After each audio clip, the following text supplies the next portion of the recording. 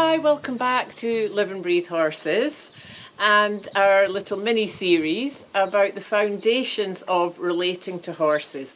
And these are just concepts that I believe in, that really I've found over the years with horses and students that they are important and really make a difference. So they might sound a bit random and sometimes unrelated to horsemanship, but have an open mind, give it a try and see what you think. So today I want to talk about gracefulness. This is one of my values, my core values, and it really means a lot to me in lots of different ways.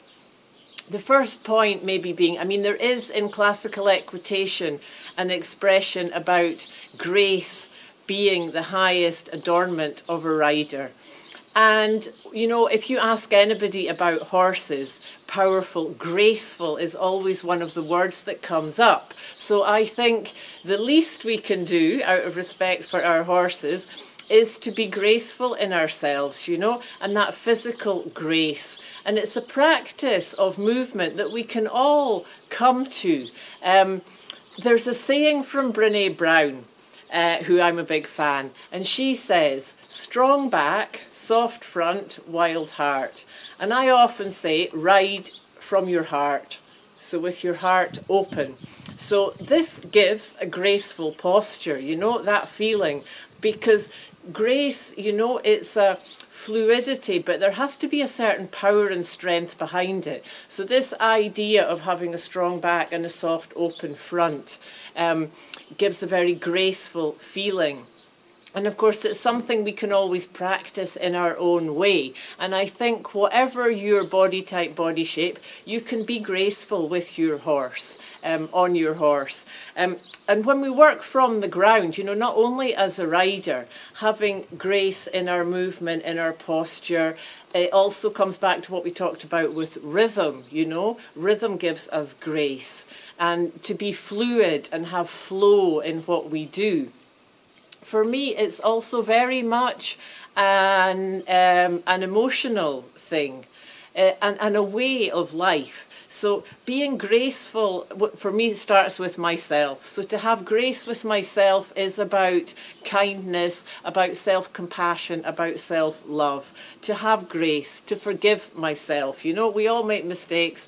And so often, I'm guessing probably you, like me, sometimes the way we talk to ourselves is not when we talk to a friend, even an enemy. So to be very aware of that self-talk and have grace with ourselves, because when we are beating ourselves up and being negative and not having any grace or kindness with ourselves, that is just giving off negativity, and that negativity is very detrimental to our horse. They just feel the negativity. They don't know we're doing it to ourselves. So grace to self, grace to others, kindness, compassion, understanding, and non-judgment.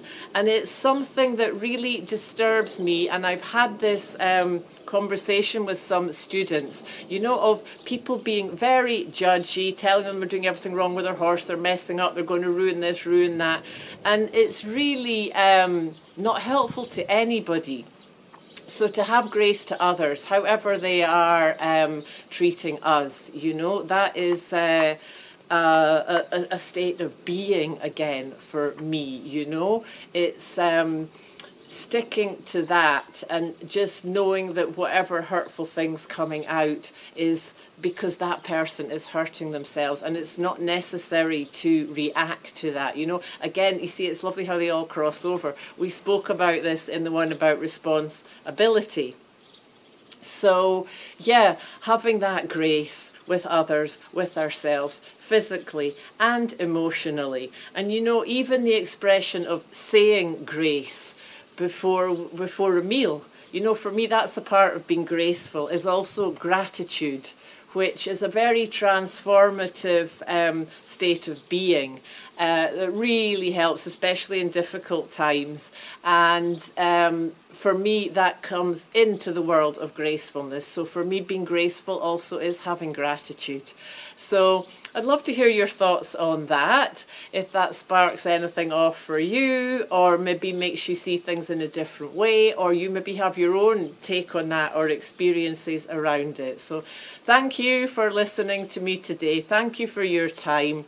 I'm grateful for that. It's the most precious gift to give, our time, which can never be replaced. So thank you, and I'll look forward to see you next time.